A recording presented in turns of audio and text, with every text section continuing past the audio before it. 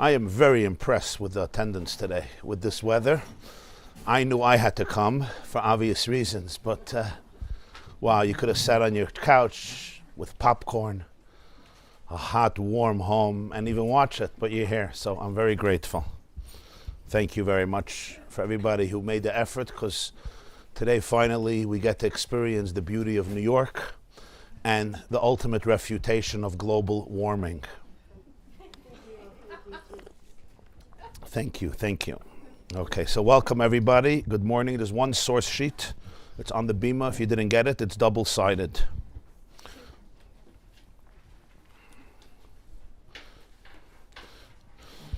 Today's class is graciously dedicated by a dear friend, Beth Goldsmith, in loving memory and in tribute to the soul of her mother. La'elu nishmas imi mayrasi alta chaya cherna Rivka Bais Reb Meir Chanoich. That's Alta Chaya Cherna Rivka. You'll be tested. Bais Reb Meir Chanoich, in tribute to her yahrzeit on the 9th day of Teves, which is this Thursday. Thank you very, very much for your partnership always. And Tehei Nishmas Atzura B'Tzur HaChaim, and may your mother be an eternal source of light, blessing, and inspiration, and love and empowerment to you and the entire family and all of our people. La'arichis yomim v'shanim Teves, and may we experience Heikitzu v'rananu Sheichne Afar b'Karav Mamash v'hi b'Soicham. I also want to dedicate the class to Razel Bas Leah Perel for a complete and speedy recovery.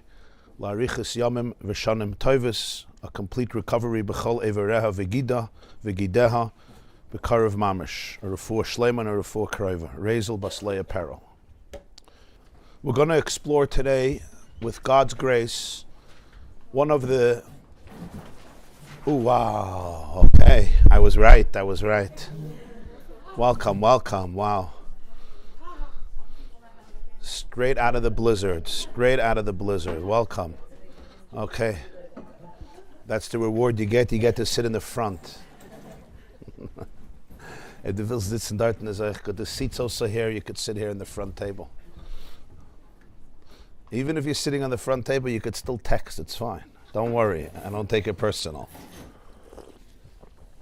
You don't have to be embarrassed.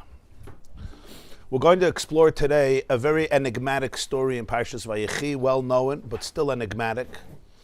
It has many layers to it, and we're going to see one of them. But it really, as all the stories in the Torah, they're really timeless stories, because everybody, every individual, carries in their heart a story. Everybody has a story. There's no person in the world, there's no person in this room, there's no person anywhere who's not carrying a story. And the ability to listen to the story, to understand the story, to appreciate the story, and most importantly, to be empowered by the story, is one of the great messages and one of the stories that we learned this week's portion. And that's the reason that the whole Sefer Bereshis is filled with stories. You know, the question is always asked, why does that come into Torah? Torah is a book of laws. Torah means instructions. So if it's a book of laws, just tell me the mitzvahs. The answer is because one of the most fundamental aspects in life is to be able to have a blueprint for life, a blueprint for our stories. And each of these stories is really a mirror, it's a reflection of everybody's individual story and our collective story. So you can find your story in the stories of Torah. And that's what the word Torah means. The word Torah actually doesn't mean law, it means lessons, like morah, like a teacher. It's a guide, it's a roadmap for the voyage of life, which is intricate and complex and nuanced and includes so many different destinations and stops.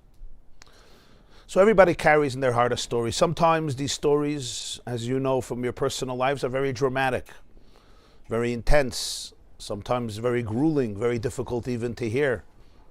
Sometimes the stories are not so, majorly dramatic, but they're still stories. They're moments and journeys and experiences that shaped, molded, crafted your belief systems, our thought processes, our functionality from day to day, our emotions, our relationships, our interactions with ourselves, with God, with the world around us, with our loved ones. Sometimes people experience a deep pain that it seems nothing can obliterate. No joy or even no good news in the world can wipe that out. It's a wound that even time doesn't heal. Sometimes there are moments that people look in the mirror and ask, will I ever be able to be liberated from these scars, from these wounds? Can I really grow from darkness, from adversity? So today we're going to explore the story that teaches us so much about this journey. It's really a very personal journey. And even as we come to a class, and the class may be a wonderful class with God's grace, I hope to be a good conduit, a humble conduit. But it's what happens afterwards. It's the integration. It's returning home. I once shared with you how the Rambam says that the Kohen Gadol, the high priest, after he came out Yom Kippur from the Holy of Holies and he took off his beautiful garments, it's the end of Yom Kippur, and he puts on his regular garments, what's called Bigdei Chayil, his regular garments. So the Rambam makes a point in the laws of Yom Kippur, and he says, Vayechi lebeisai, and he goes home. The Kohen Gadol goes home. The commentators say, what's the halacha there? Probably he went home. What should he go, to the bowling alley?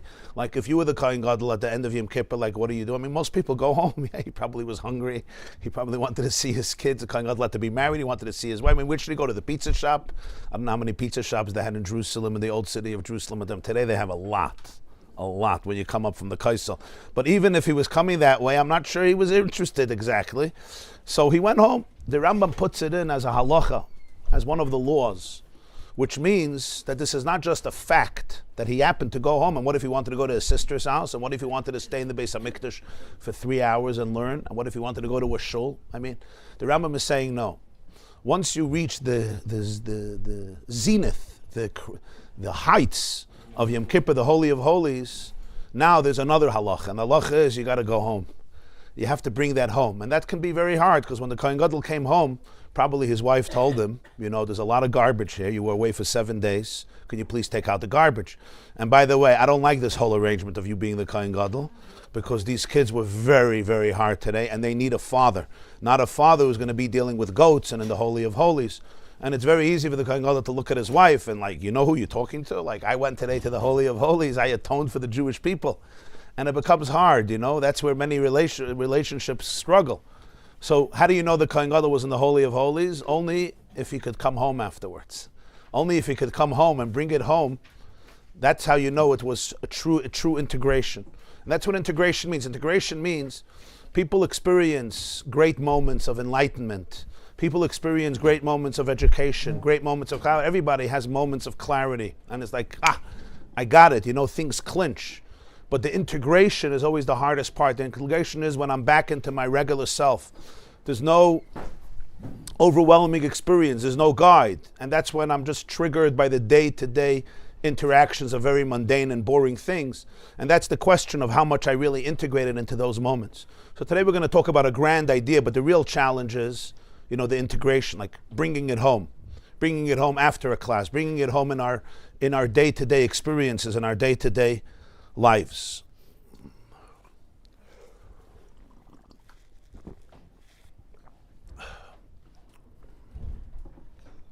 This Shabbos I had a guest by me, a couple. The woman grew up in the former Soviet Union in communist Russia, didn't even know she was a Jew.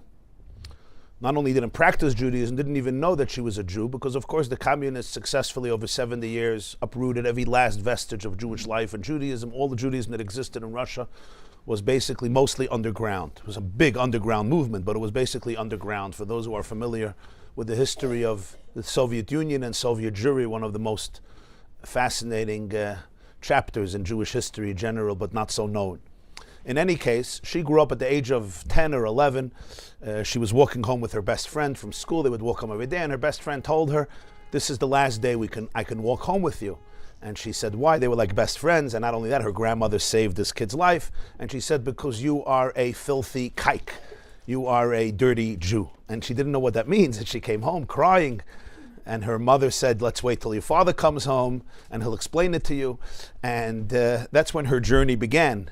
Ultimately, she left the Soviet Union and she completely returned to Judaism. She lives today in Philadelphia. Her name is Rivka Tamarkin, and she was sharing with me something very moving. And she told me that Friday night we were talking at the table, and she said that for her, the two most moving words, the two most powerful words in the whole of Tanakh are the words that we read last week in Parshas Vayechi. Ani Yosef, I am Yosef. When Yosef reveals himself to his brothers and he says two words, she just says two words, Ani Yosef, I am Yosef, is my father still alive? Ha'od avichai. She said for her that those are the two most powerful words. And I understood it because Ani Yosef is not just telling them who he is. You know, you think I'm the Prime Minister of Egypt. You think I'm the Viceroy of Egypt. You think I'm second in command to Pharaoh. Yeah, I am. And I'm dressed as an Egyptian leader. I speak a different language. I look differently. I behave differently. My vocation is so different than you. But the truth is, you should know, I'm your brother. I'm Yaakov's son. I'm Yitzchak's grandson. I'm Avram's great-grandson. I'm Sarah's great-grandson, Rivka, etc. I'm Rachel's son. Ani Yosef. I'm Yosef. That itself is powerful. After 22 years of separation, he's telling them the truth. But it's also much more than that.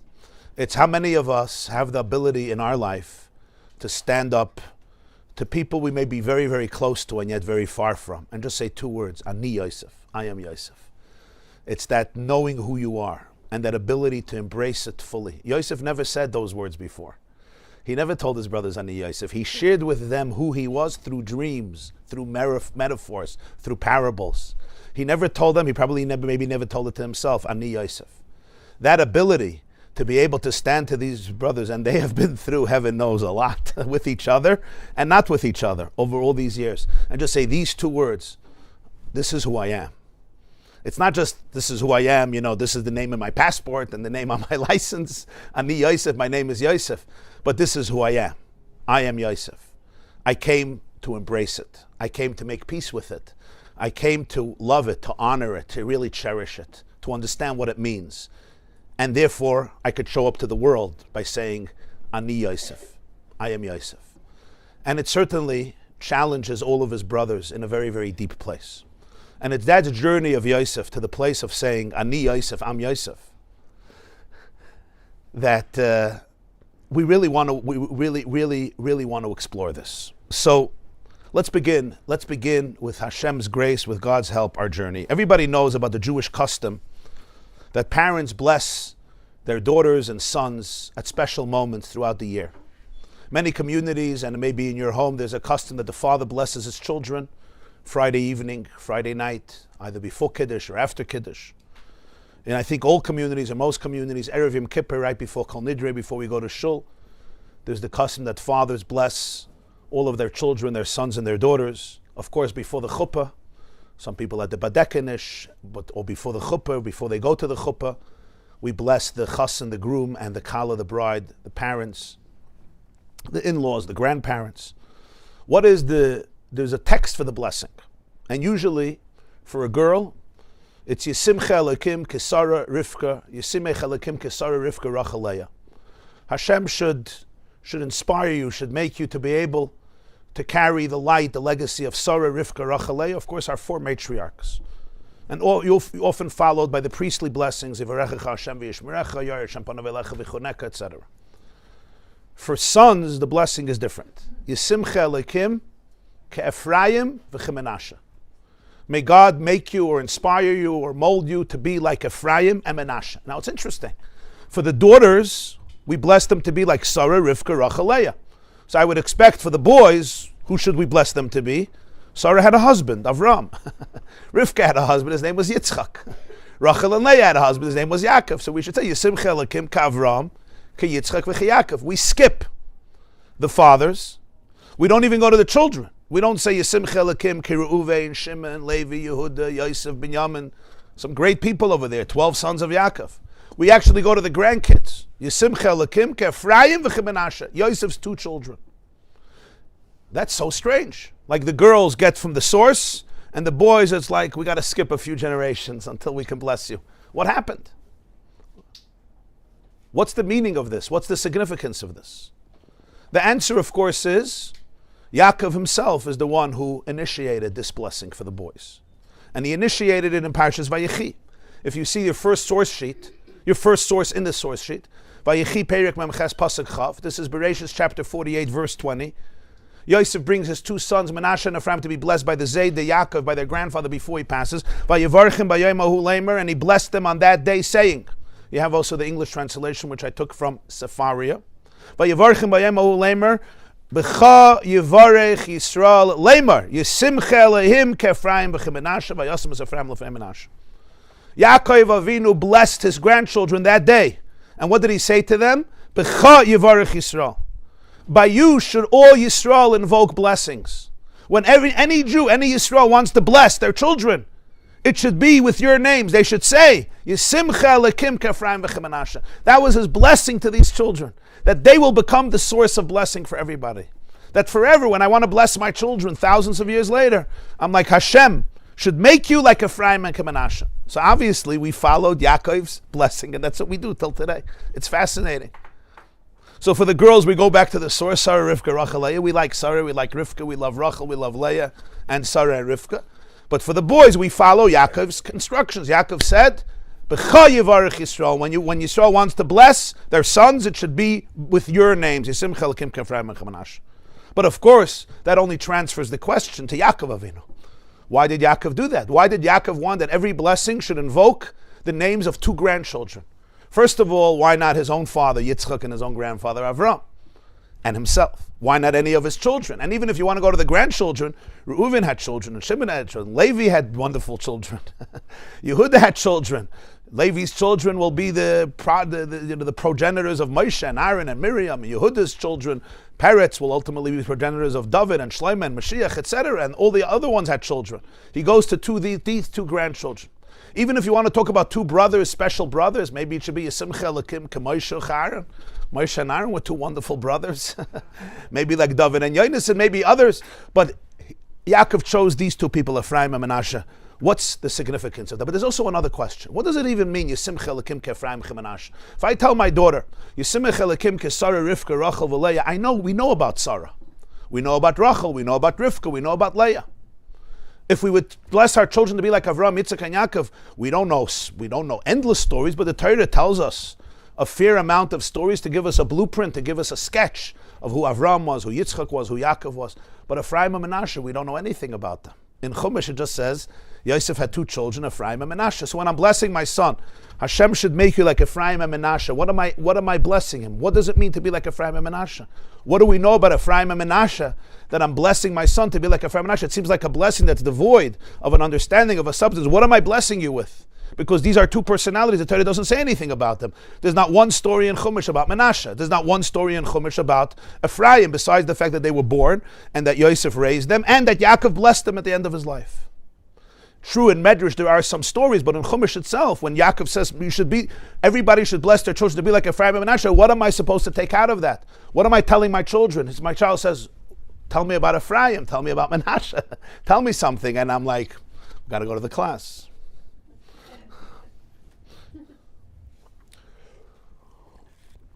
Another interesting thing is, Yaakov says that the blessing should be Yisimcha Lakim K'Ephraim v'Chem Menashe. Ephraim before Menashe, even though, as we know, Ephraim was younger than Menashe, and that's how we do it, K'Ephraim v'Chem Menashe. In order to appreciate this, we got to get back to the source of this whole story, of what happens. We all know that when Yaakov blesses them and says, by you shall all the Jewish people invoke their blessings to their children, this came after a pretty complicated story about how Yaakov blesses them. Let's see the story inside. And it's one of those stories, again, that raise eyebrows, like all stories in Chumash. They never leave you content, because the stories in Chumash are not here to put people to sleep, but to wake them up. If you want to put people to sleep, so you have, and they lived happily ever after, and now Mamala, close your eyes, Mommy loves you. In Chumash, at the end of every story, it's like, no, I don't like this. I don't like this. Good, you won't go to sleep. You'll wake up. That's the point. Reb Nachman of Breslov, I think, once said, he says, everybody tells stories to put people to sleep. I want to tell stories to wake people up. So the stories in Chumash always have a spin, a twist. Something is strange. Something doesn't sit with us. And that's why every year you could revisit the story, because after all the explanations, I still didn't clinch it. There's an endlessness to it. There's an infinity to it that you can feel. And you can go back to the story. Let's go back another year again. Teres Hashem Tamima, the Baal Shem Tov said it was not untouched. Tamima means it was untouched yet. After all the thousands of years, it's still untouched. So let's see the story. Okay, go up to the second source in your source sheet. We're going to Genesis chapter 48, Bereshis Perek Memches, Pasuk Yud, verse 10. I'll read fast. You can see it in the Hebrew. You can see it in the English if that's easier for you. Vayikach Yosef v'shneim es Ephraim b'min mismal Yisrael v'es Menashe b'smoil b'min Yisrael v'yagish elav. Yosef, remember, Yaakov is ill. Yaakov at this point is a bit before his passing. Yaakov lived in Egypt for 17 years. He came there at 130. He passes at 147. Yosef hears that he's sick, and he brings his two sons, Menashe and Ephraim, to be blessed by their grandfather, of course, before he passes away. So Yosef brings them both, and he brings them close to Yaakov. He puts Menashe on his left, and he puts Ephraim on his right, because we understand, if I'm Yosef, and I am Yosef, and I'm standing in front of, I'm not that Yosef, but my name is Yosef, and I guess all Yosefs are connected. Very good, very good, very good. Thank you. Okay. Yitzchak too, yeah. So Yosef is standing in front of his father. Right? So he puts Menashe on his left, because if Menashe is on his left, he's on the right of Yaakov, who's sitting in front of him. And he puts Ephraim on his right. That's what the Torah says. So what he's expecting now is that Yaakov is going to bless his two children who are standing in front of Yaakov.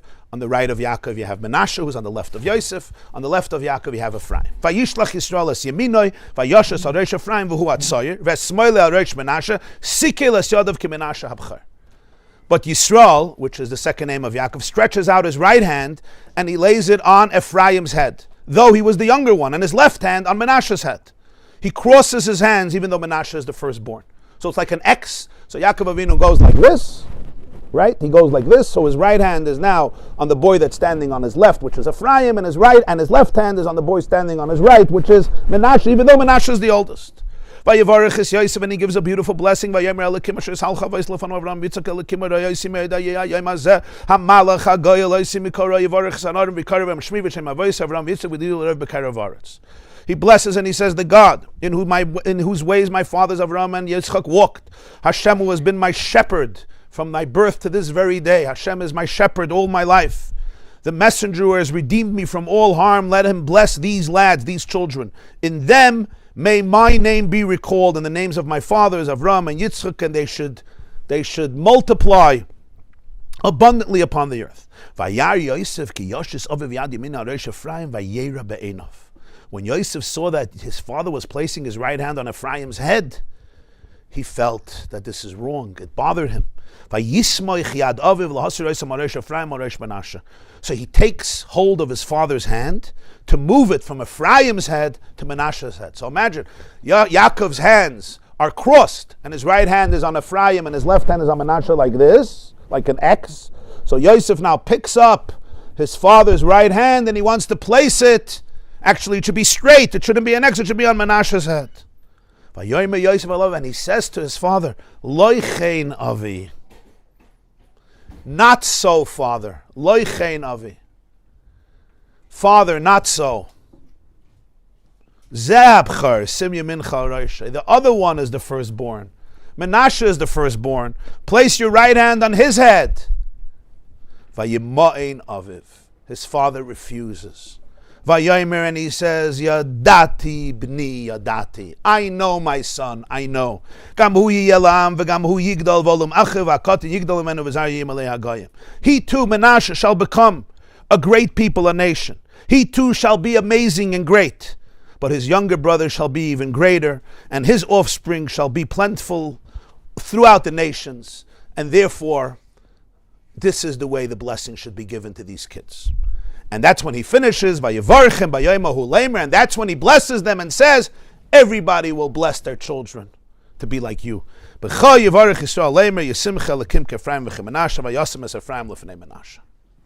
Okay. This is the story.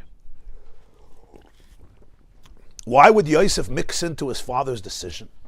Yosef is a son. He respected his father. He loved his father. Yaakov crossed his hands. Obviously, he had an intention. Yosef says 3 words, Loi chen avi, not so, father, not so. So the Alshich, Rabbeinu Moshe Alshich, he was one of the greatest, he's one of the great biblical commentators. He lived in Tzfas in the 16th century. He was a student of the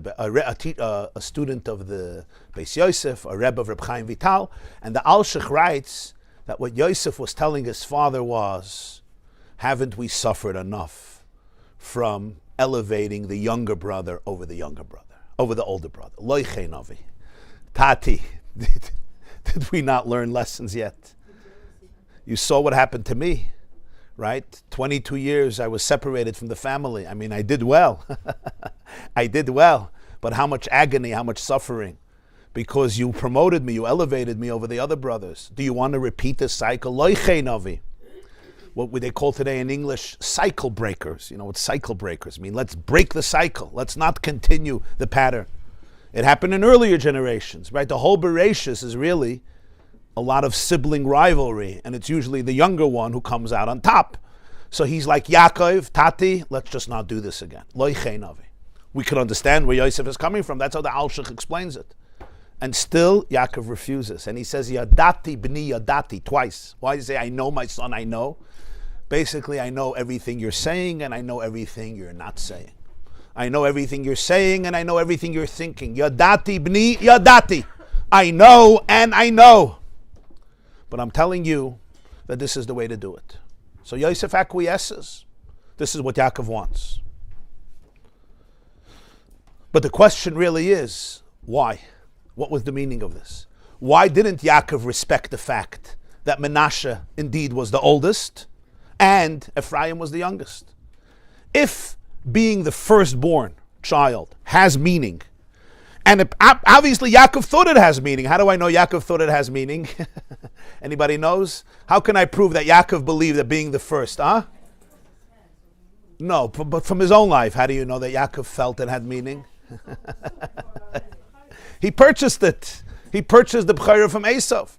And Parshas told us, when him and Esav were young lads, he went and he demanded from Esav, in lieu of the food, Esav was starving, right? The lentil soup. Sell me your birthright. Obviously, Yaakov felt that this was somehow very significant. He was ready to purchase it. And Esav was very upset about this later. So why are you now ignoring the fact that Menashe is the B'chor? Menashe is the oldest. That's what Yosef is saying. It's like, you know that you respect the fact that there is a firstborn? I think it's broken, yeah. What does that mean like this? If the firstborn is significant, meaning he has special responsibility or a special mission or a unique tafkid, a unique role, etc., and therefore requires the blessing with the right hand, which represents a certain strength or a certain power and vigor, why not give it to Menashe? Why mix into the plan of the Creator who made Menashe the oldest and Ephraim the youngest? Respect that. And if you think being older, being younger is insignificant, I'm telling you, I'm looking at Ephraim and Menashe and I'm telling you, he needs this blessing, so why did Yaakov himself purchase it? And if it's insignificant, why does Yosef think it is significant? And if Yaakov knows, because intuitively his soul knows, that the blessing that belongs to the first son needs to go to Ephraim, not to Menashe, so why did the Creator make that Ephraim should be the younger one and not the older one? Much ink has been spilled over these questions throughout the generations. On the level of Pshat, Remez, Drush, Side, meaning on the literal level, on a more homiletical level, on an esoteric level, on a mystical level, throughout the generations, almost every commentator and all genres of Judaism, of Torah, of learning Torah, have commented to try to explain this story. And so many different interesting explanations, and they're all quite wondrous and fascinating. And there's many, many of them. In this class, I want to share an insight that was once shared by the Lubavitcher Rebbe of Brengen Shabbos Vayechi Tovshin Lamed. That's the beginning of 1970.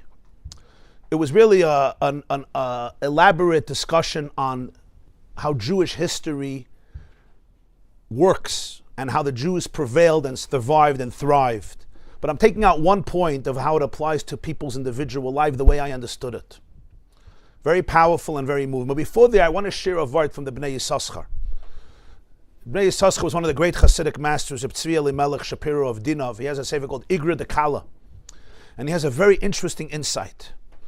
He said, if you notice, Yaakov crosses his hands, he blesses Ephraim and Menashe.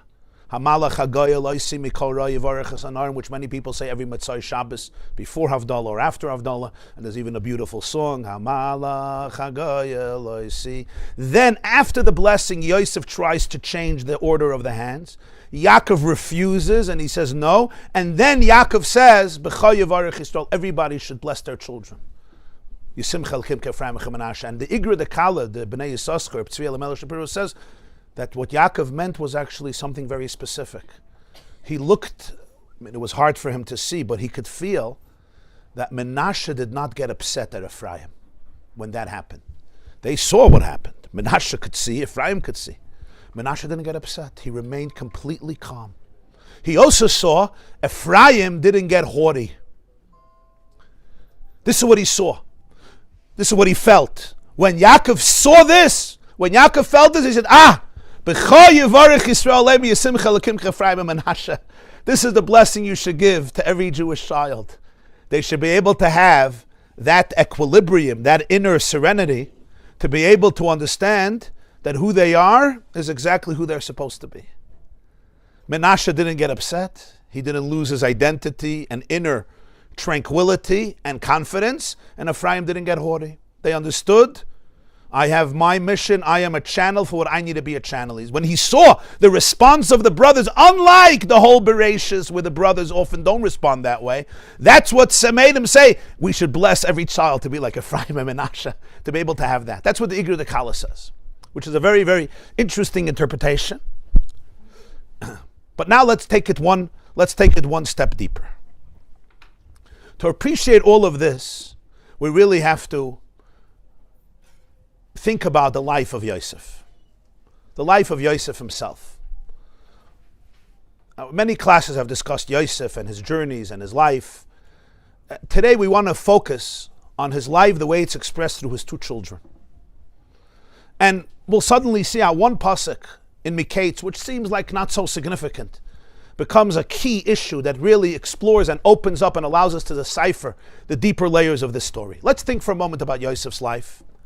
And I want you to think about it not in an abstract way, as a story of a person who lived thousands of years ago, but more in an intimate, personal way, as though you were Yosef, or Yosef was somebody very, very close to you. Yosef's mother, Rachel, didn't have a child for many years. Finally, she was blessed with a child, Yosef. He was 8 years old when Rachel passed away, when his mother passed away, during childbirth for his brother, for her second son, of course, Binyamin. On the way back to Eretz Yisrael from Lavan, we know Rachel passes away as she gives birth to Binyamin, and that's why she's not buried in Maris Machpelah. She's buried in Beit Lechem, where we visit her resting place until this very day. So here is an 8-year-old boy, Yosef, so close to his mother because his mother waited for him all these years. And he's 8 years old, and now Rachel passed away. He doesn't have his mother anymore. So there's no mother to be able to embrace him, to be able to hug him, to be able to kiss him before he goes to sleep, to be able to tell him, Yosef, you are something special. You're mine and you're something special. And I just love you. When he's 17 years old, that means less than 10 years later, the only family he has is his brothers. That's his family. And his brothers decide to kill him. The Torah says in Vayechi, they decide to kill him. And then it's Reuven who says, instead of killing him, let's throw him into a bar. Let's throw him into a pit, a cistern. He'll die on his own. We won't kill him. He'll die in the cistern. Now what does that mean? And they take him, they strip him from his tunic, they throw him into the pit. Let's imagine this moment. Yosef is 17 years old. He lost his mother, and now he's in a dark, deep cave and pit. He's screaming, he's crying. Nobody's listening. His brothers, after they threw him into the pit, the Torah says, went to eat bread. So those personalities, those individuals who are supposed to protect their brother, he's 17 years old, especially he doesn't have a mother. The other mothers were alive. Bilhah was alive. Zilpah was alive. Leah was alive. Rachel wasn't alive. He's in this dark abyss, literally and figuratively, and they're eating. It's interesting. The Torah doesn't tell the story of what Yosef did when they threw him into the pit. But later, it does tell the story. When it happens, it doesn't say what Yosef's response was. He seems passive. But later, when he's already the prime minister of Egypt, and the brothers come down to get food, and he accuses them of espionage, and he puts them in prison, they have a conversation about what happened at the pit. Take a look. Turn over your page. Side 2. First source. Miketz Mem Beis Chaf Aleph. Genesis chapter 42. Vayoimru ish el achiv. They say to each other, this is in Egypt in prison, Aval Hashemim anachnu. We are guilty. Alachinu, because of our brother. Asher ro'inu tzaras nafshoi bizchanenoi eleinu v'loi shamanu. Al kein ba aleinu atzara hazais. We have seen the distress of his soul when he was pleading with us. But lo shamana, we were deaf. That's why we have now this tzara. 20 years later, we're being accused of being spies in Egypt, which we are not, and we're being thrown into prison. It's our fault. We're guilty. 20 years ago, our brother was pleading with us, but lo shamana, we didn't listen to him. We ignored him. It's interesting, the Ramban says, in the story itself, the Torah doesn't say that. The Torah just says they threw him into the pit. It doesn't say Yosef begged them. Only later do we find out the story. So the Ramban says, yeah, maybe the Torah doesn't want to say it. When it happened, it says later. Or it's possible that Yosef's pleading was not verbal. It was with his eyes. So the Torah doesn't write it, because what the Torah doesn't write is not explicit. Sometimes it's a more hidden. There's pleading with mouth, and sometimes there's what the Zohar calls kala pnima de lo yishtama. There are people who cry without sound. Not because they're not crying, because they're crying in a much deeper way. You know how many children were hurt, abused, and so forth. They didn't say anything, they didn't cry, but their whole nervous system is crying, and it's crying till today. Not always do people articulate their tears with words or even in sound. Sometimes it's too deep. So it's possible the Torah doesn't write it because it didn't come out in a revealed way, but later we find out about it. But the bottom line is, what happens to Yosef at that moment? He's pleading with them. They're deaf, lo shamanu. They completely ignore him. And they take accountability for that 2 decades later, and they say, this is why this is happening to us. Which, by the way, parentheses, it's interesting that for 20 years they couldn't find anything else wrong that they did besides that. They go back to that story. That's the one story they have to go back to and rethink it, because all of 20 years it's like, what's happening? Why is God doing this? They found something 20 years ago. Yes, it is. I understand. But I want to now go to Yosef a moment. What does he feel like at that moment? What does it feel like when not a person in the world can see you? Not a person in the world can hear your tears. And this is not a cistern, a comfortable cistern, a 5-star cistern with couches. This is a bird. The Torah says, "Haboy reik ein by mayim." It's an empty pit without water. Asks the Gemara, Masechah Shabbos, we know if it's empty, it doesn't have water. He says it has no water, but it has snakes and scorpions, nechashim and akrabim. And it's pitch dark. All a person could think at that moment is about survival and why. Why is this happening to me? What did I do? Where's my father? Where are my brothers? Where's God?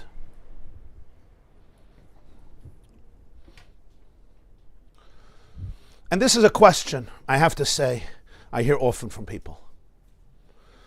I receive many letters, many emails from people, or have conversations with people face to face.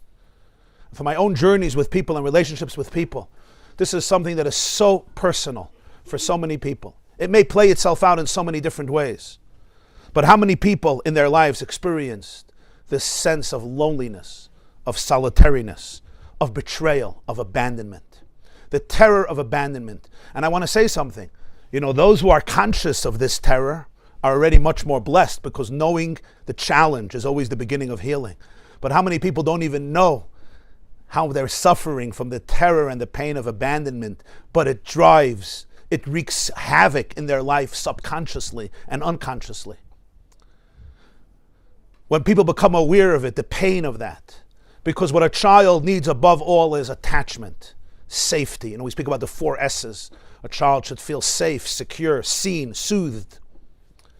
It's the safety, it's the connection, It's healthy, good attachments in life. And those attachments come from our primary caregivers, usually most from our mothers, our fathers, the people around us, siblings, or whoever the caregivers are.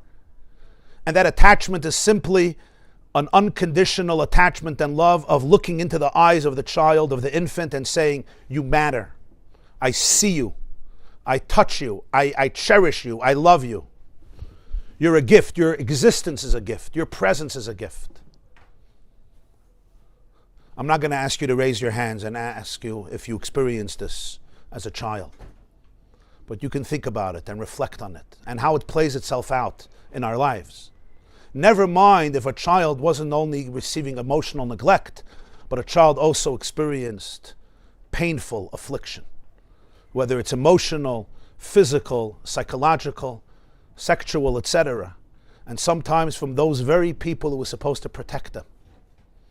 Imagine the wounds, the scars, the sense of the child. Not only does nobody see me, but there's literally nobody in the world that this child could turn to. And I've heard over the years so many stories of people. Today they may be older people, 50, 60, 70, sometimes even older or younger, whatever it is, teenagers, young men, women, and literally from all demographics and communities in the United States and Israel and around the world. And there's a common thread where nobody saw this child, literally. This child alone in the world in a dark pit, needing to fend for themselves, for herself or for himself. And in those most vulnerable moments, they needed somebody to hold their hand, to look at them, and to say, it's not your fault. It's not your fault. Children don't know how to say it's not their fault. When you're 2 years old, 3 years old, 4 years old, 1 year old, you don't know that your father and mother themselves are emotionally not well. You don't know that. It's so hard to know that. All you say is, I'm guilty. I'm undeserving. I must be a very bad boy. There must be some evil devil lurking in my core. That's what the child concludes. What type of psychological havoc does that create in our psyche? What type of neural pathways do we develop to function in the world as a result of that?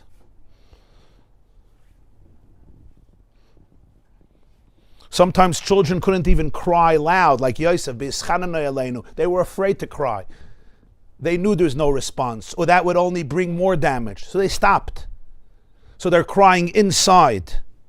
They don't want to make anybody angry or more stressed. Listen, we have survival skills and coping mechanisms.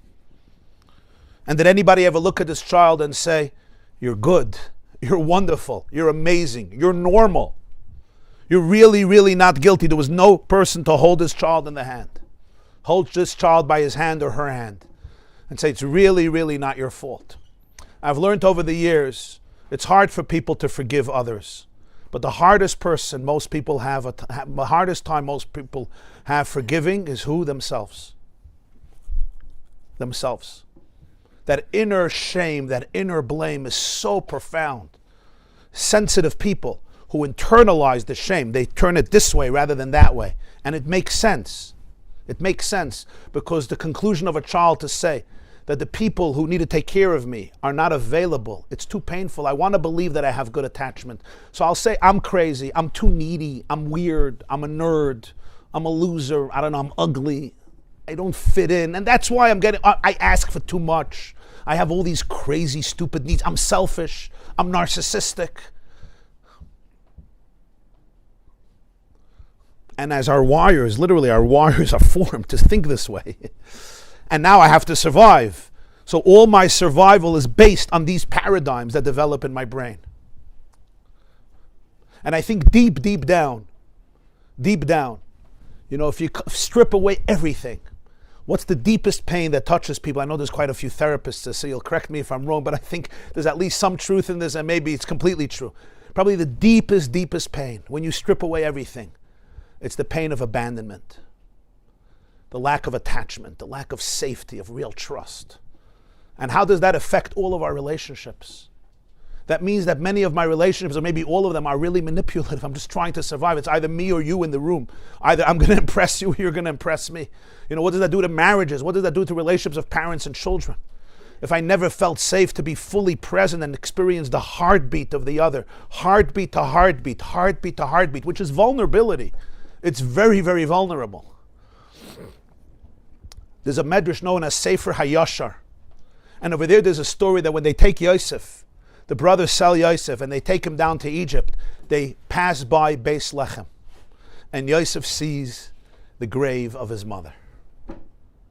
So he runs from the kidnappers, the people who bought him, and he goes to his mother's grave. And the Sefer HaYashar says Yosef starts crying and says, "Mother, mother, why are you not here for me? Mother, wake up from your sleep, wake up from your death, and notice my pain." The Medrash is so descriptive how Yosef is pleading with his mother, "Notice my pain. There's nobody in the world to notice my pain." And the Ishmaelites, Arabs, come and they start beating him until he stops crying. They don't want him to make a commotion. This is Yosef's experience. And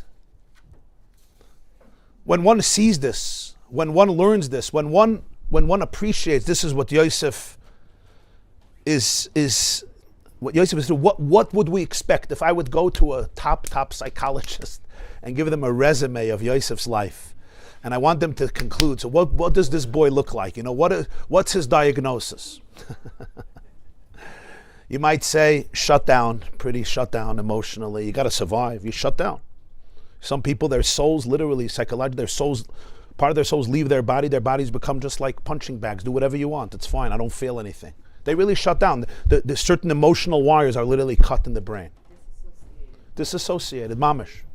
And there's no judgment here because it's actually a brilliant coping mechanism of our animal consciousness to keep me alive. If I'm associated, if I'm connected, how many daggers can you experience in your chest on a daily basis? How many? At some point, you build a fake heart. The real heart goes into hiding. Nobody has access to it, not even me. All I could show the world is a fake heart. You ever went to Madame Tussauds, the wax museum in London? What is it? How do you say it? Madame Tussauds, you ever went there? It's fascinating. Yeah, I went in and suddenly I see Winston Churchill and he's like alive. I want to talk to him. I'm like, Churchill, thank you for being the only leader in Europe to take on Hitler before Roosevelt got into the war. Huh? We don't have to go to the museum to see this. We're walking on the streets. Very good. That's going to be my point. Right? I had a teacher, he was, those days, with a lot of chain smokers. And he was like an absent-minded, brilliant man. So somebody once took him to the museum and he would always smoke, always. So he always asked people for matches. So he saw Churchill with a cigar. So he goes over to Churchill and he says, he asked Churchill for a light because it was so real. It was so real. But it's all wax.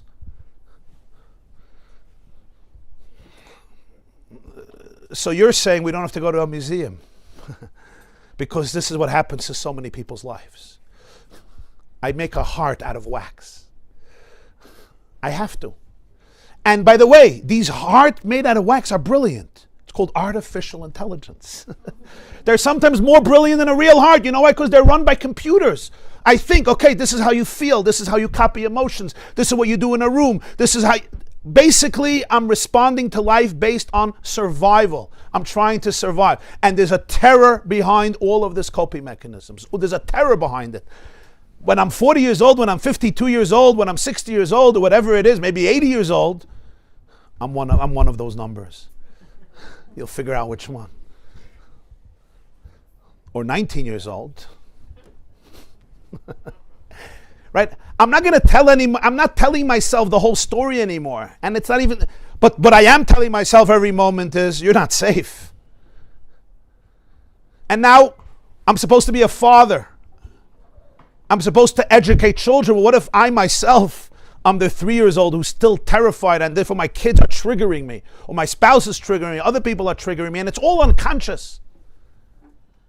So what would be the diagnosis of Yosef, right? Maybe disassociation, complete numbness, tough as nails. What do they say? Tough as nails. Very, very hard, maybe very cynical. Maybe depressed, anxious would make sense. A lot of social anxiety. Of course, social anxiety is an amazing survival skill. Social anxiety tells you this wedding is not a safe place for you. People are not safe. Get ready. Make sure every word that comes out of your mouth is calculated. You don't want people to know the truth, that you're stupid and evil and weird. Social anxiety is a great, great survival skill. I'm anxious. Yes, I'm not safe. Your body is responding to perceived danger. Certainly, I can't expect from Yosef that serenity and charm and freedom that comes with, that blessed, safe life. And here's where Yosef shocks us all. I've read through the Chumash many times. I've learned Tanakh. And there's no character, at least from my experience, tell me if I'm wrong, there's no character in Tanakh that you fall in love with so fast and so powerful like Yosef, and always because of one reason: his love of life and his chaim and his grace. And the Torah makes sure to point this out. Wherever he goes, he like oil, he floats to the top. He's just a successful person and everybody loves him. He's full of life. Now you could say, yeah, well, maybe he was like a functioning machine. I knew Holocaust survivors that made a lot of money after the war. Tremendous. And I used to ask, there was people I knew, and I would talk to them, and I want to know what was their secret. And then I realized they weren't afraid of no. If I ask somebody for something and they say no, it feels, I'm an American kid. I grew up with steak and French fries and some ketchup on the side for health. When somebody was in Auschwitz and Buchenwald, how exactly are you going to scare them? What are you going to do? You're going to say no? No? They want for the house $3 million. You offer them, they didn't offer like $2 million, right? They offered like $800,000 or like what do it? They're going to look at you and say, "You're crazy?" I've seen everything. Once you've seen everything, you're not afraid of rejection. They've seen much more, and many of them literally became so tough, and literally they functioned like machines, and they were unbelievably successful. But there was a part that they had to shut down. And we all understand it. When you see so much pain, you have to shut down if you want to survive, unless you don't survive. And you would think that's what happened to Yosef, but here's a fascinating thing. Nobody in Tanakh cries as many times as Yosef. There's 8 times that the Chumash speaks about Yosef sobbing. Adam Arishan, I'm sure Adam cried when he saw Hevel is killed, but it doesn't say that he cried. I'm sure Adam cried when he was thrown out of paradise. I don't know, but I assume so. It doesn't say. Noach saw a flood. It doesn't say once he cried. Avram, it says he cried once when Sarah died. Yitzchak, it doesn't say. Yaakov cries when he meets Rachel. He cries when Yosef disappears. Yosef cries 8 times at every emotional juncture. He sobs. There's even once he has to run away from his brothers and go to a private room because he's sobbing, and then he washes his face and he comes out and he says, "Let's eat." Why does the Torah tell me 8 times that Yosef sobs? You know why? The Torah wants to say one thing. This kid's heart remained open. He remained vulnerable. He knew how to cry. And he's crying when he's meeting people who did all of this. Wow. So he's successful, but not because he became a machine. He remains an open heart, and wherever he goes, the Torah keeps on saying he's full of chaim. What's the word chaim? Chaim is grace. You can't even translate it. Chaim is charm, grace, beauty. There's an energy of safety, of like you like this person. Potiphar falls in love with him. The wife of Potiphar also falls in love with him, which becomes a problem. Potiphar gives him over his entire estate. Why? Because he sees that God is with him. Vayechi ish matzliach. He comes to prison for heaven's sake. And what happens? The prison warden gives him over the entire responsibility because he sees that God is with him and he's successful in everything, and he finds chaim by everybody. What's the secret of this man? I want to know what's Yosef's secret, because if we could penetrate his secret, we can help ourselves in so many. But there's one scene in Chumash that the Torah obviously explicitly shares with us that really takes the cake. And if you take a look, it's the second source on side 2. The Torah says he's in prison. There's 2 Egyptians, a butler and a baker. This is Bereshis Perik Mem, Vayechi Perik Mem, chapter 40. Yosef comes in the morning and he sees they're distraught. Zoafim, you know what Zoafim means?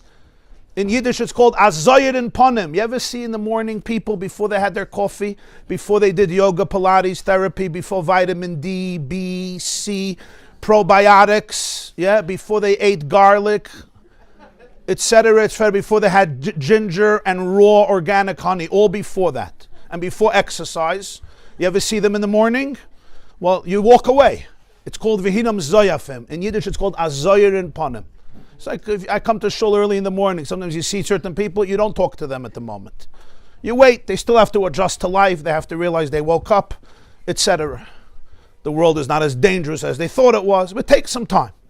So Yosef wakes up in the morning. He sees two Egyptian ministers, a butler and a baker, Zoyafim. They're depressed. They're distraught. Now I want to know, Chas v'Shalom, if you were in prison, nobody should be in prison, and you were in a cell in Egypt, and you saw two anti-Semites, Paro's ministers. They couldn't have been great Tzadikei Hadar.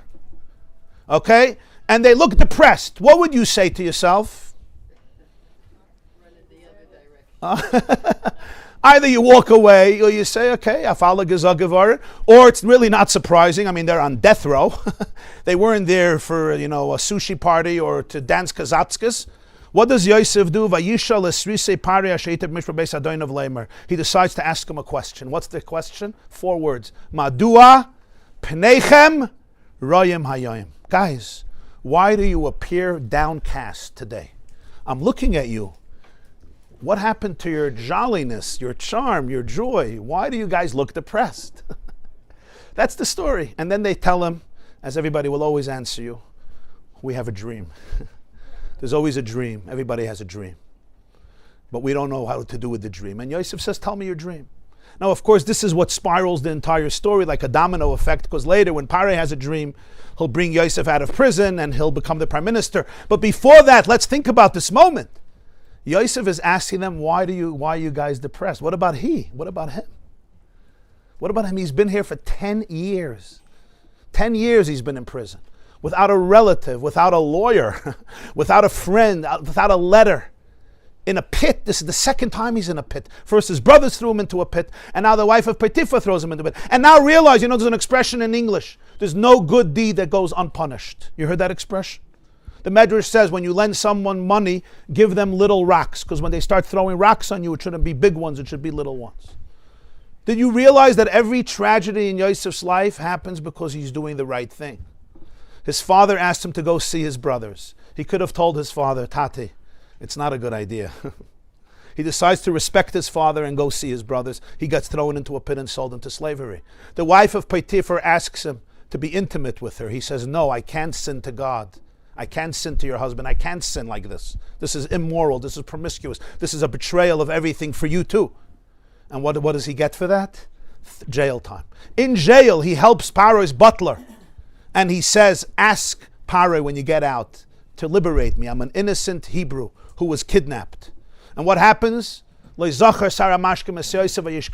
forgets about him. There's literally not one good thing that he does that doesn't come back to haunt him.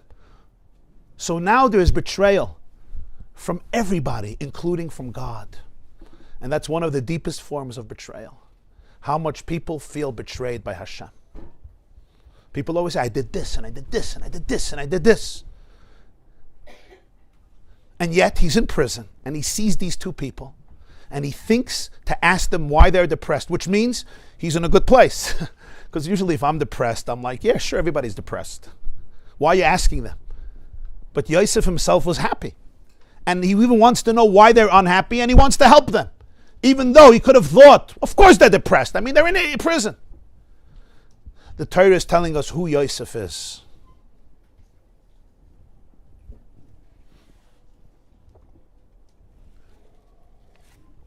I read about Yosef every year and every year again. I love this boy. Not only because my name is Yosef. There's something so special about him. His charm, his love of life, his cheerfulness, his vulnerability. His heart is open. And yet he's so successful. He's not like, this naive little innocent kid who's always sobbing. He's literally the second to the most powerful person in the whole world, as we discussed last week. He's a powerful, powerful person. He's creative. He's resourceful. He's brilliant. He takes charge. He's a leader, but with an open heart. He functions with a completely open heart. He's present. He's joyful. What was his secret? The Torah gives us a few hints. One of the biggest hints is his 2 children. We look at the names of his 2 children, and those 2 names, the Rebbe said, capture the secret of Yosef. The Torah always conveys messages in very, very profound, subtle ways through stories. It's not written like a philosophy work. Let me analyze the psychology of Yosef. We have to figure it out from the stories. So let's take a look. The next source, Miketz Mem Aleph. Ule Yosef yulat shnei banim b'terem tavish nasa rava sheyoldoloi asnas bas poitifera kayin oin. Yosef got married at 30 years old. When he became prime minister of Egypt, he gets married. Who does he marry? A girl named Asnas. Who's Asnas? The daughter of Potiphera. So let's think about this. Who is Yosef's mother-in-law? The woman who did what to him? Who put him in jail. Who's his father-in-law? The guy who listened to his wife and threw him into jail. Wow, and Yosef, Friday night and every simcha, he's with who? He's with his mother-in-law. Now, on a good day, people have issues with their mother-in-law, not me. She may be listening. Hi, Shvig. I have an unbelievable mother-in-law. Unbelievable. But there's a clip that's going around now. You saw the clip? And it was pretty funny. Again, I didn't understand it because I wouldn't relate to such a mother-in-law, but apparently people found it funny. I also found it a little funny because I understood. So this guy is speeding on the highway, on the Palisades, like really speeding. The police stops him. Says, do you know why I pulled you over? He says, yes. Well, he says, can I speak to you privately? He says, sure. He comes out, takes the police to the back of the car, and he says, did you see the two women in the car? He says, yeah. He says, one is my wife, one is my mother-in-law. Okay. They got into a major, major fight. My mother-in-law decided she's leaving our home. She's going back to her home. I am taking her home now. I am frightened that if I go a little slower, they will make up in the car. And she will come back to my house for another 6 months. So I need to get her home as soon as possible before this fight is over. The policeman looks at him and says, I understand. In fact, I arranged a police escort to be able to get you as home in 5 minutes and everything will be fine. But I want you to think about this. Yosef marries the daughter of Potiphar. So, all simchas. I know there weren't many shalom zachars in Egypt and many vachnachts and upsheners and mitzvah tans. But whatever they had, he basically faces this woman and this man constantly. It's his in-laws. People don't realize that. And he has 2 children. Vayikra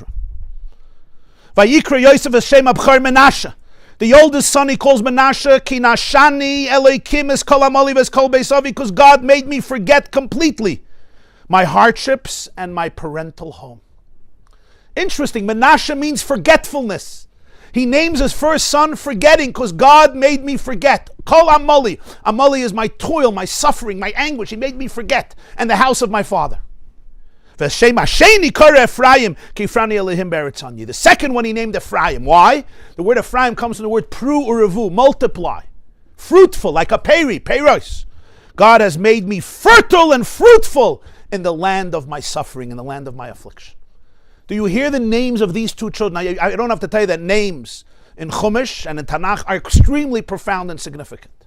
One of the first stories in Chumash is that Adam is the one who names all of the animals. Names are very, very profound. And here you see that the Torah explicitly gives us the significance of these 2 names. So the first name is Menashe. God made me forget. Menashe comes from the word Nashani, like Gid HaNosha. You know what Gid HaNosha is? When the angel from the adversary fought Esav, what happened? He dislocated Yaakov's Yaakov's sciatic nerve. So it's called Noshe because it moved away. When you forget something, what happens? It moves away from your brain. You're moved away from it. The information may still be there. The facts are there. But when I don't forget something, it's present.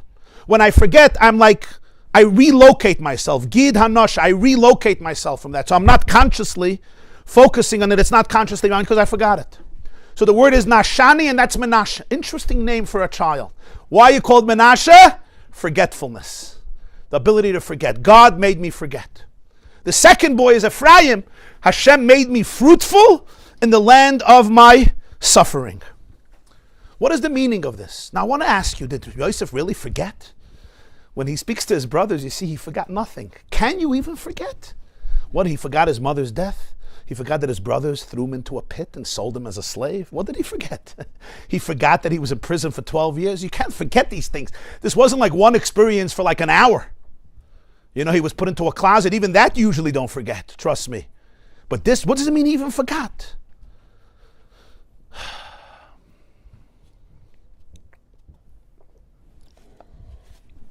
This was Yosef's first secret. Look at his words. Ki nashani Elokim God made me forget. Kol amoli, all my amoli. Amoli means hardship, agony, suffering. What did this mean? What does this mean? Yosef was not saying, I forgot literally what happened. Of course he didn't forget. He told his brothers later, when he saw them, you sold me to Egypt. He didn't forget anything. The man is running the entire world economy. Egypt was a superpower. He didn't forget what happened in his life. He does not mean that when Menashe was born, he started to have dementia. That's not what he means. What he means is something else. Nashani Elokim. Hashem allowed me, he doesn't even say the word shachachti. He says nashani. What does nashani literally mean? Hashem allowed me to move away, to be free. This is Yosef's first secret. What Yosef is saying is that every single person has a divine core, what the Tanya calls a chelik elikami mal mamish, a consciousness that is a derivative of infinity. It's a piece of God. That no blemish, no trauma, no pain, no abuse, no neglect, no abandonment, even if it was terrifying when it happened, can destroy that core. It can't. It has no access to it. Just like no hater in the world can destroy Hashem. They can try. Hitler said we have to get rid of the Jews and their God. We have to get rid of God and his life-denying 10 commandments. In fact, according to Yeshaya Hanavi, anti-Semitism is really an attempt not to kill Jews, to kill God. How do you kill God?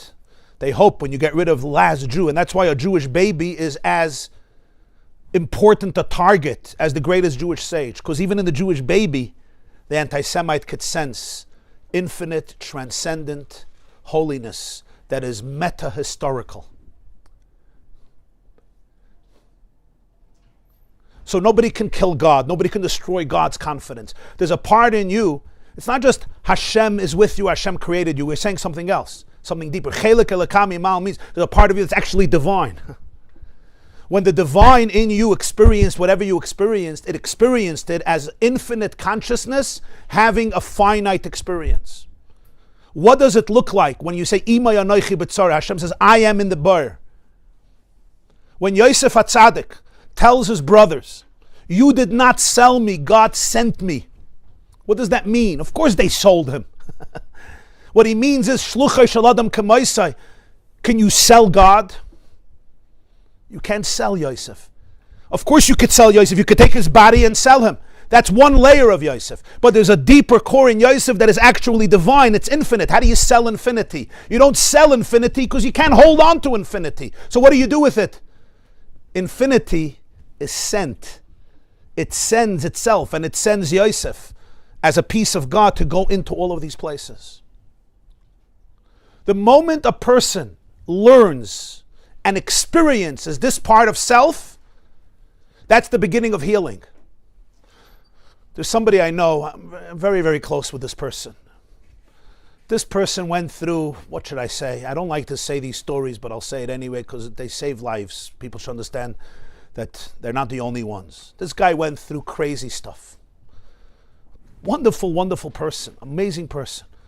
But let's put it this way. A father and a brother who are supposed to be the most important protectors for a child, both did very, very inappropriate things. Extremely inappropriate. I'm using the word inappropriate, but much worse than inappropriate. Horrific, horrific, horrific. And other things happened.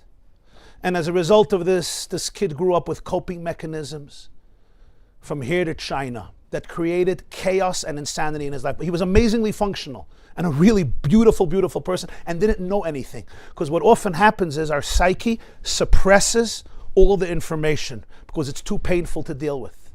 And you don't want to lose your source of attachment, which is your parents. So you rather blame yourself and say, I'm just a weird, crazy nut job, which is what he did. And one of his deepest struggles was with Hashem, like even knowing if God exists. And not because he philosophically had problems, because he was shut down. He was just shut down from everything. And when you're shut down, you can't experience God, because God is life. We only experience God through our body, right? We say in Adonai Olam, V'im ruchi gvi yasi. You remember? When I go to sleep, I give him my spirit. Yeah. V'im ruchi gvi yasi. And when my spirit comes into my gviya, to my body, Hashem li, Hashem is with me, v'lo yir, I'm not afraid. We experience God through embodiment, because Hashem is not an idea, it's a life force, it's a life energy. But if I cut the wires of embodiment, so then God is just an idea. So he had all these struggles. And then at a much later point in life, he began a very intense healing journey with some amazing people. And it went for years. And he told me one of the most moving things. He said, in one of my healing journeys, I didn't know God, I experienced God. I said, how? What happened? And he said, I'll tell you what happened. I saw that there was a self that watched everything happen. And I asked myself, how is there a self that watched everything happen? If I was completely broken, there should be no self that watched it. And then I realized that there was a core self that you couldn't break, nobody could break.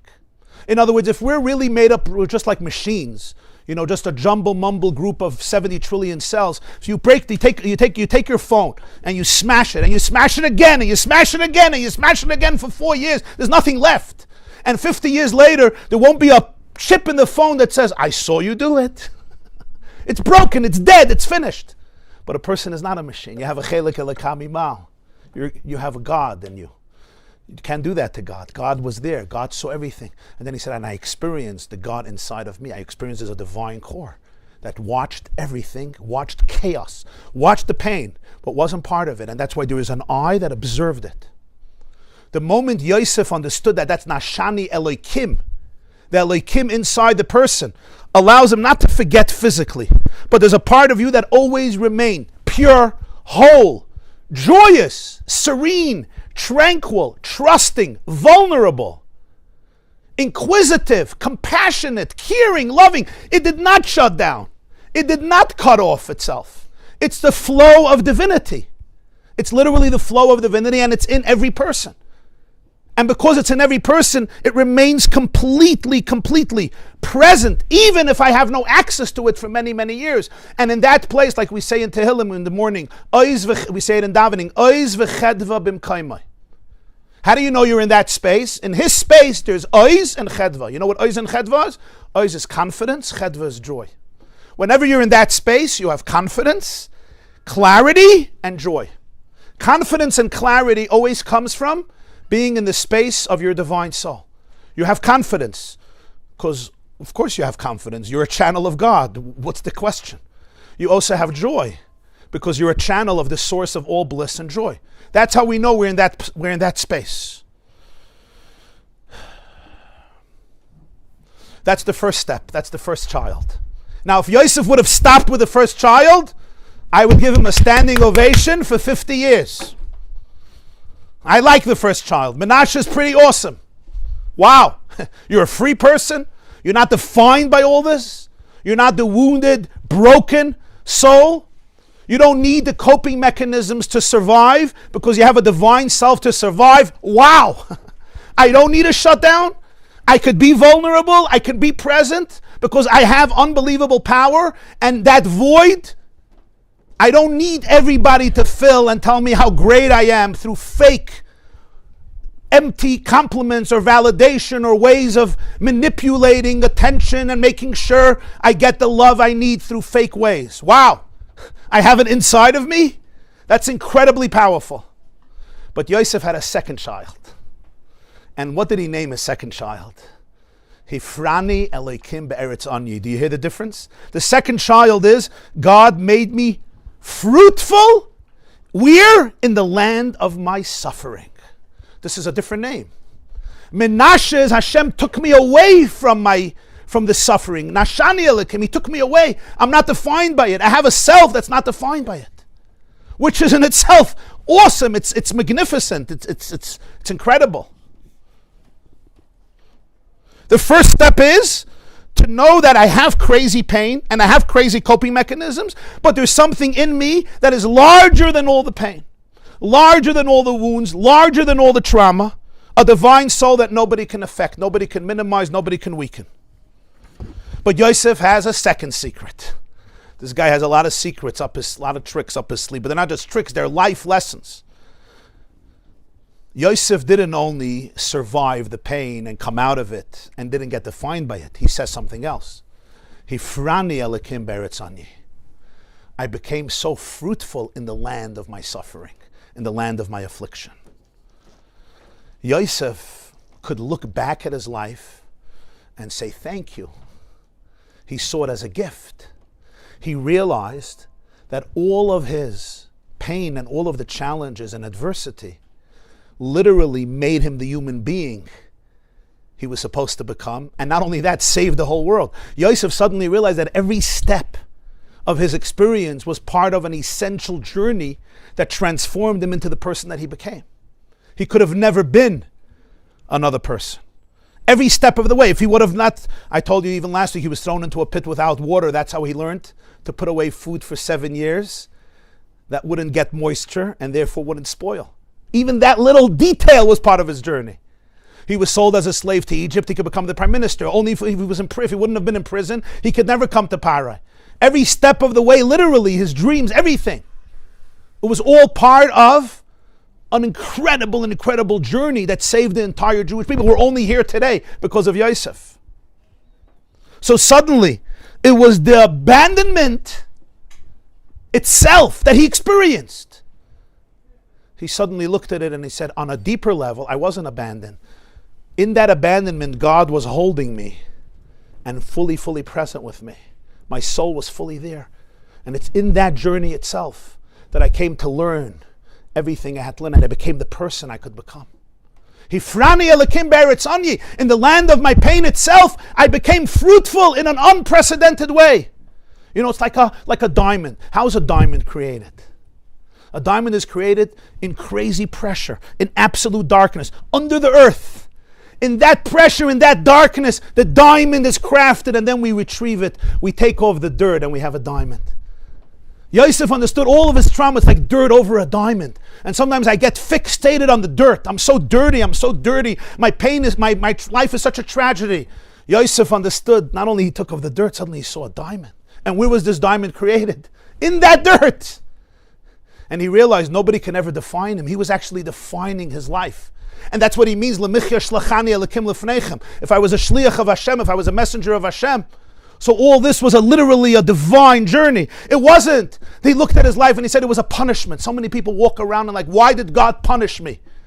Thank God Yosef didn't have these trauma education stuff. Mark Twain once said, I never allowed my schooling to interfere with my education. Sometimes we need to liberate ourselves from these ideas. You know, God is punishing me. He hates me. This is called ultra-Orthodox religious trauma. God hates me. He punished me again and again. I never hear Yosef say that. He's like, I was a shliach. I wasn't punished. It's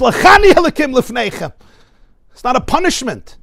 Suddenly Yosef realizes it was exactly where I had to be to give me the depth, the wisdom, the empathy, the light, the compassion, the infinite leadership skills and the charisma that made him who he was. One of the most beautiful teachings of the Sfas Emes. And it's your last source, take a look. Vayomer Yosef el Echav ani Yosef. Do you see now the significance of these words? Yosef looks at his brothers and he says two words. Ani Yosef. What did he mean? I am Yosef. He didn't just mean, as I said in the beginning of the class, an identity. My name is Yosef. My name is not Safnas Paneach, which was his Egyptian name. That's true, but he's saying something else. Ani Yosef. This is me. You could see me. This is who I am. That blessing to be able to look at yourself and at people closest to you and show up with your full presence. What does that look like? It's powerful. Ani Yosef. I am Yosef. It's not like, you think they're going to like me? You think they're going to like me? My wife told me that she met a few days ago with a woman. She lives in Toronto. She's deaf. She runs a school for the deaf. And she's a public speaker. And she told my wife, I quit speaking. Why? Because I realized I'm not going to start speaking again until when I get up there, I don't care about anything anybody's going to say or think. As long as I care, I'm a victim and I can't really speak because I'm busy getting the feedback. Only when I'm completely free from that will I resume speaking. You know, Ani Yosef, I'm Yosef. Wait, well, you know, what, it was a Jewish comedian. What did he say? He said, I have principles. And if you don't like them, I have other principles. You know, like, I'm Yosef. Oh, okay, you don't like Yosef, fine, I'm Reuven. I become a chameleon. You know what a chameleon is? At this point, it's like, Ani Yosef, I'm Yosef. Is my father alive? They can't answer. They're overwhelmed. They're afraid. Vayomer Yosef alechav kshuna elai. Come closer. Vayigoshu. Vayomer, and he says, Ani Yosef achichem asher mechartem oisi Mitzrayim. I am Yosef, your brother, the one you sold to Egypt. Something strange here. He already told them, I'm Yosef. Why does he say again, I'm Yosef? And then he says, by the way, I'm the guy you sold to Egypt. They didn't know. What did they do? Like 20 Yosefs? They had like another 3 brothers Yosef that they didn't sell to Egypt. He's like, I'm the one you sold to Egypt. And he wasn't trying to embarrass them here. He was trying to be makar of them, to bring them closer. Why does he really give it to them? Like, I'm Yosef whom you sold to Egypt. But don't be scared. Don't be depressed. Sfasema says something amazing. When Yosef said, Ani Yosef, I'm Yosef, he didn't only reveal his name, he revealed his soul. For the first time, they saw the beauty of their brother. They never did. And that's when they really felt bad. Wow, look what we did to this gem. And then they felt even worse. If he would have been near Yaakov for 22 years, 2 tzaddikim of the generation, how much light would the world have? We deprived the world from what a priceless gift. Now they really felt bad. They found out who he was. They never saw Yosef's true depth and beauty. They hated him. They didn't understand him. For the first time, Ani Yosef, he actually took off his mask. Not just his physical mask, his spiritual mask. Sometimes the greatest people in the world wear masks because people are not ready for the light. They weren't ready for his light. Now they were. They went through enough to be ready for his light. Ani Yosef. Wow. And they couldn't deal with it. It says, Lo yachlu, what does it say? Lo yachlu nivalu mipanav. They were afraid of his face. Why his face? Of him. Mimenu. Because they saw his face. They saw his pnimius. Panav, they saw his face. And you know what he told them? Ani Yosef achichem asher mechartem oisi Mitzrayim. So Hashem says, he puts in the word asher. You know why I'm Yosef? Because you sold me to Egypt. You don't understand. The light you're seeing on me is because you sold me to Egypt. You're thinking, oh, we destroyed this kid's life. We deprived the world from Yosef being with Yaakov. No, everything you're seeing is because you sold me. But what do you mean? How could selling a brother to Egypt be a good thing? So he says, you didn't sell me. God sent me. You thought you were doing it. Fine. You thought you were treating me like a ping pong ball. I wasn't sold. I was sent. This is how he comforted them. At this point, Yosef says, Asher, from the word Asher, it says Hashem told Moshe to make 2nd tablets, and he's going to write on the 2nd tablets the first commandments, which were on the first tablets, Asher Shibarta. So Chazal say, the Gemara says in Shabbos, Pei Zayin, and Rashi brings it, Asher comes from the word Ishur, Yasher Koichach Asher Shibarta. Hashem told Moshe, thank you for breaking the luchas, Asher Shibarta. It's actually the last words of Rashi on Chumash. So Yosef said, Asher Yasher Koichacha. How does a person say that? It's crazy. How does a person say that? This was the second boy, Ephraim. The second boy, Ephraim, was Hifrani Elakim Beretz Anyi. He looked at his entire life and he experienced it from a different, completely different perspective.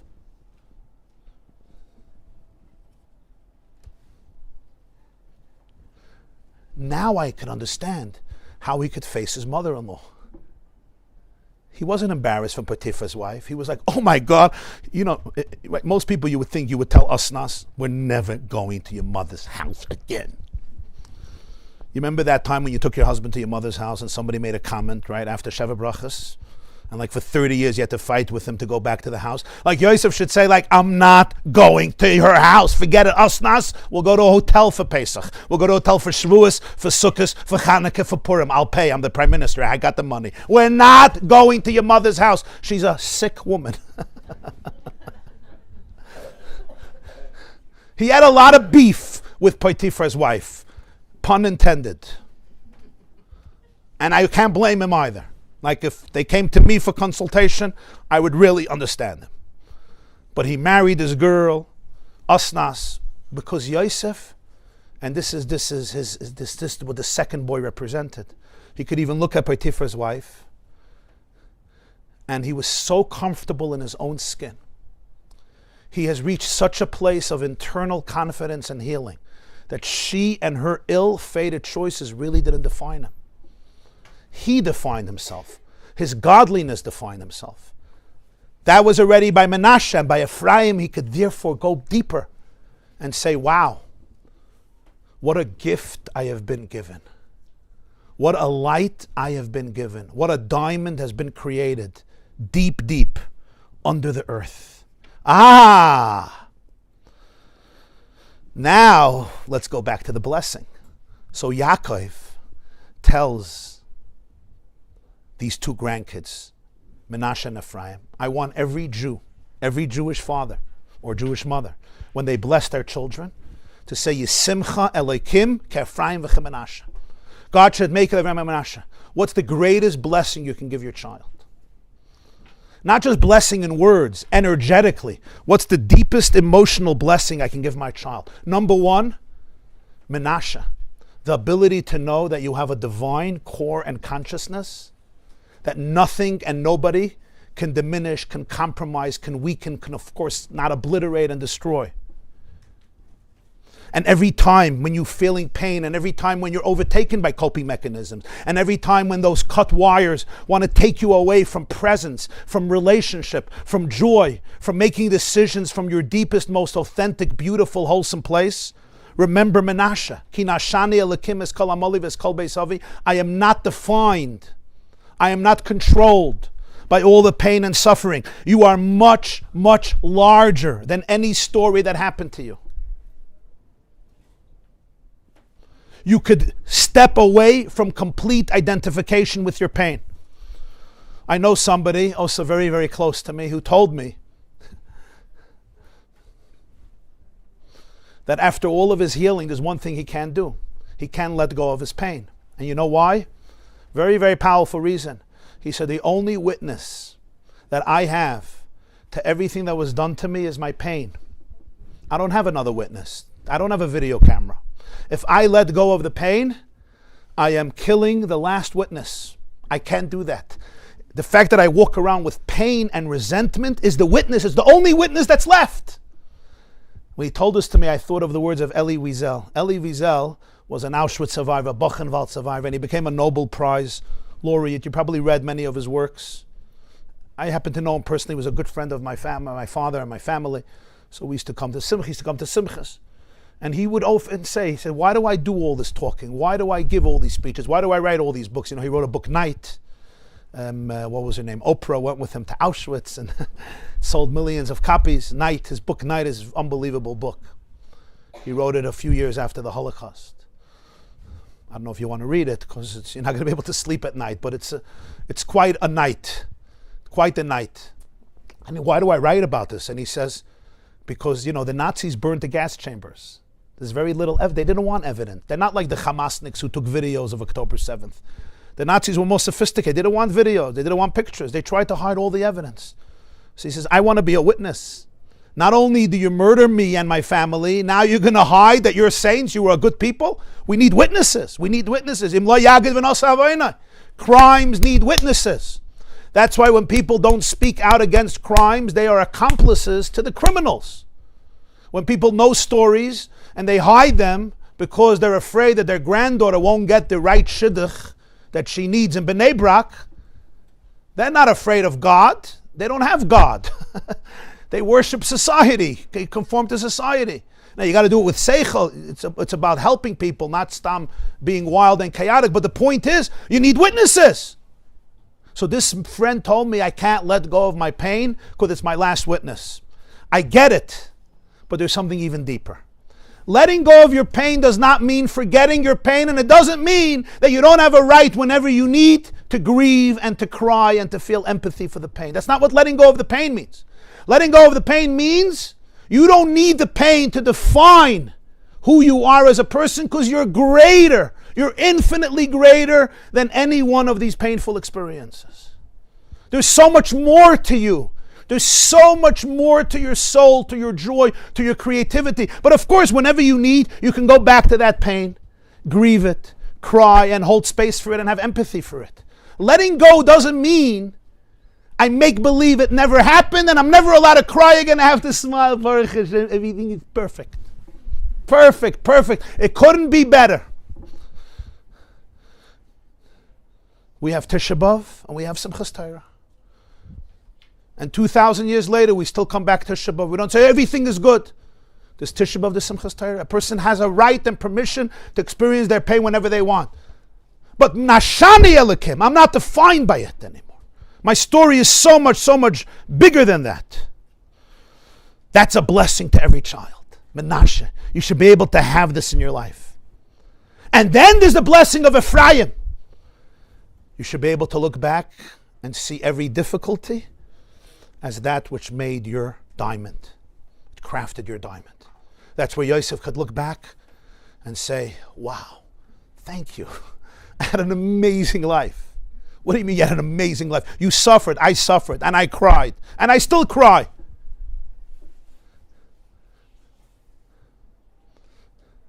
But I became exactly who I became. I became a light to the world. A light to the world because of this. Yosef would have never been this light to the world. He would have been a fine, good kid, no question. We would still love him.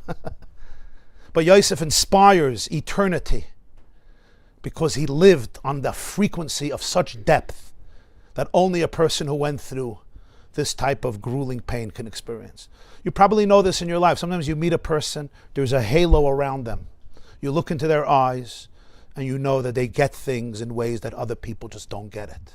And it's usually because they went through profound pain.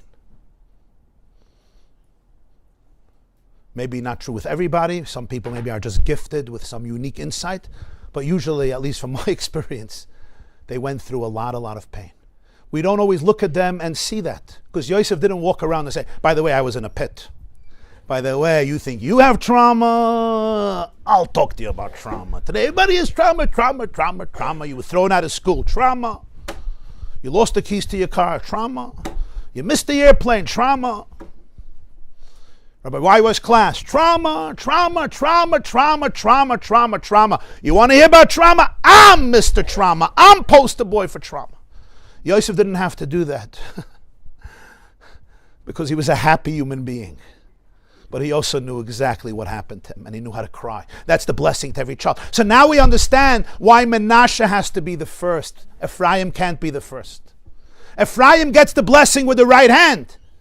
And here we come full circle, but he can't be the first. Because if you skip Menashe and go to Ephraim before Menashe, it's called psychological and spiritual bypassing.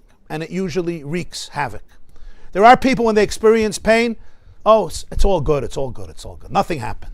Be a tzaddik, makabel ba'ava, everything, you are fine, hashgacha pratis. We use the beautiful words of hashgacha pratis to bypass and not acknowledge what is happening inside of us. Hashgacha pratis is very, very true. In fact, hashgacha pratis is the core of all trust, of all healing.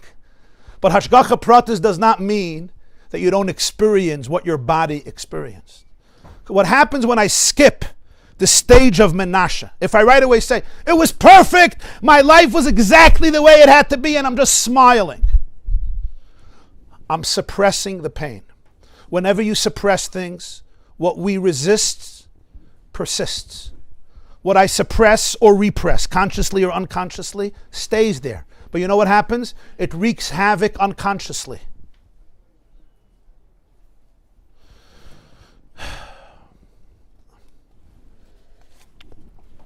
I want you to understand this, because this is important for people to understand. When I don't allow my body to feel the pain, which I usually don't, because the body is afraid. There's a reason we don't want to feel pain. We are afraid of feeling pain. We have to realize that. But we have to also remember pain is painful, but it's not dangerous. But our body doesn't want to feel pain. That's why we cut off, because this was a survival mechanism. But the problem is, if my body can experience it, it actually has the divine mechanism to release it. If I'm not allowed to experience it, the body stores the pain. I have cellular trauma. And now I'm reacting to people from a place of very, very deep pain and a need to suppress it, which means so much of my mental energy is going into making sure that I don't feel pain. So I'm not involved in relationships. The moment my daughter or son says something that triggers my own pain, I go crazy. I don't even know why. They didn't do homework, tell me. Is that the end of the world? How many times did you do homework? Why did I just get so triggered? Why? You think it has to do with homework?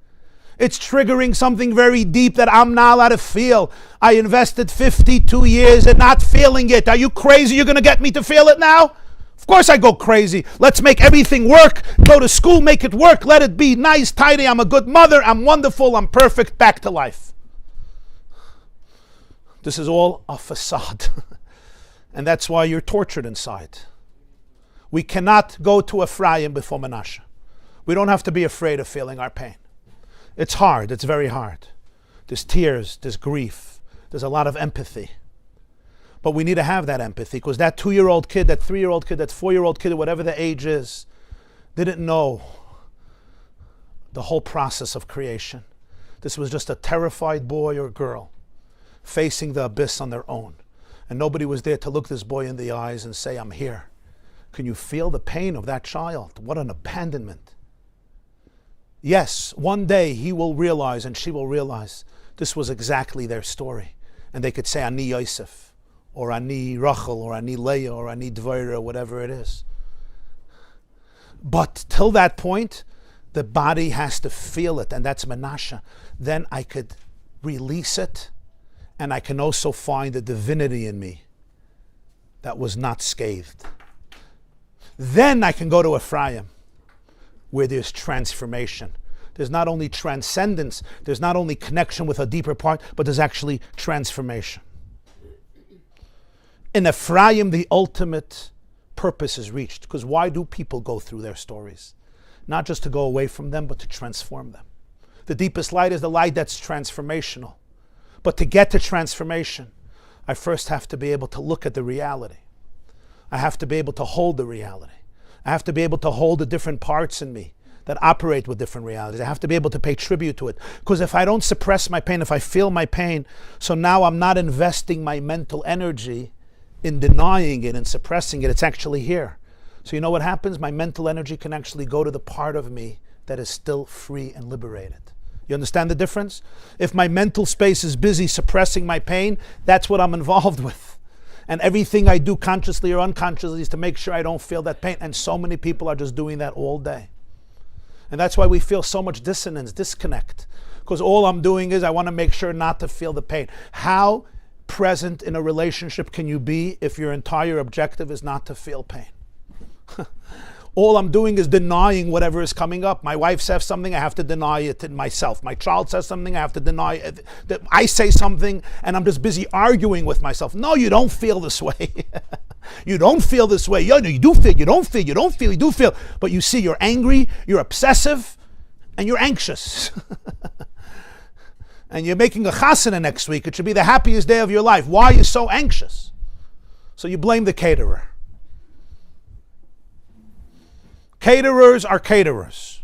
My anxiety has to do with my internal state of mind. Doesn't mean the caterer is perfect. But what happens is I'm so busy denying my pain to myself that I can't allow it even to come up for a second, and I do everything to fix everything not to feel. But what happens if I could first embrace Menashe and say, yeah, wow, Eskol Amoli v'Eskol Bais Avi. It's there. It didn't make me fruitful. It caused such heartache. Wow, wow, wow. Can you hug that child? Can you look that child in the eyes and give him or her empathy? Can you hold space for them and grieve with them? And say, yeah, that's painful. Wow, that is painful. What you just said to me, that felt so painful. It triggered all my terror. And you know what then happens? Your body can actually release it, and your brain and soul can go to a place in you that has so much love and confidence and power. Then, and only then, can I come to Ephraim. True, to reach Ephraim, you need the right hand blessing. Right is chesed, the right is the powerful blessing, because it's a very, very deep place that needs Yaakov's right hand. But Menashe remains the b'chor.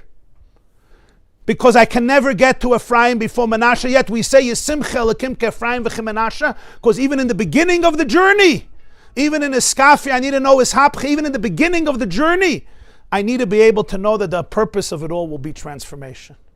The purpose of it all, we're going to get to Ephraim. But there's a process, because Menashe is the first, and then comes to Ephraim. I'm just going to finish with a 30-second story, because I mentioned Elie Wiesel, so I'm going to finish with this story. Elie Wiesel wrote memoirs, 2 books. He passed away a number of years ago. A few years before he passed, he wrote books, 2 memoirs. I think it's called All the Rivers Run to the Sea, and the Sea is Not Full, if I'm not mistaken.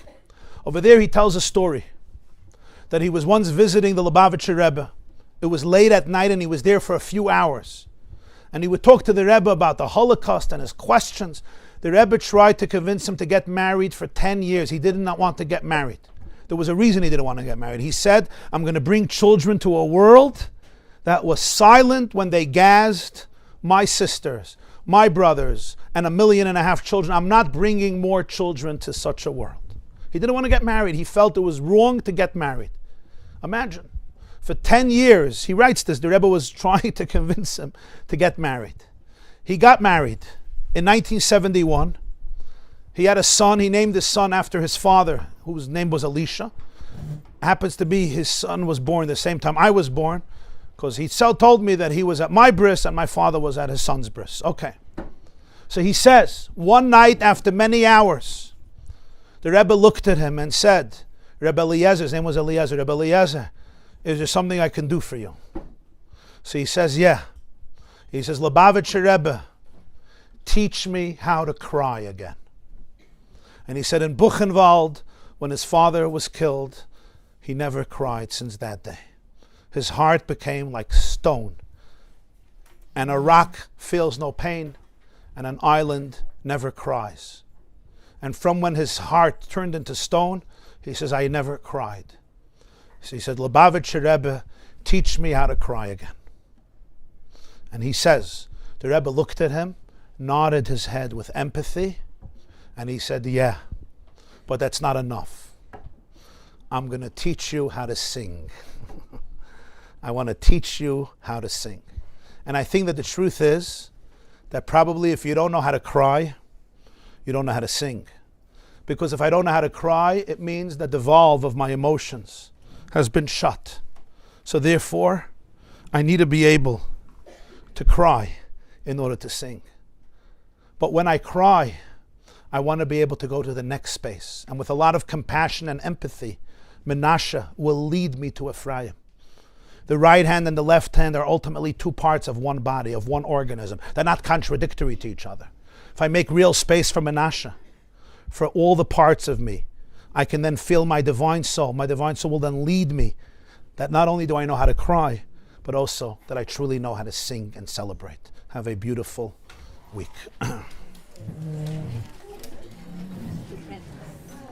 Ashenim Dank. Stupendous is your English word.